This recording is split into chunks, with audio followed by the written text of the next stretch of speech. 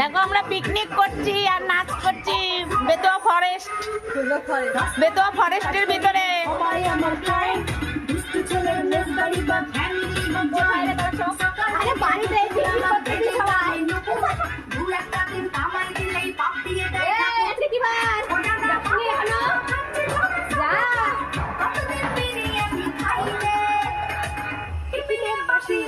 দেখো আমার তো কেওড়া আচ্ছা মাছ হয়তো কি জানি লাইটে মনে হয়। আসো একটু দেখো আমার আসো সবাই একটু নাচো নাচো।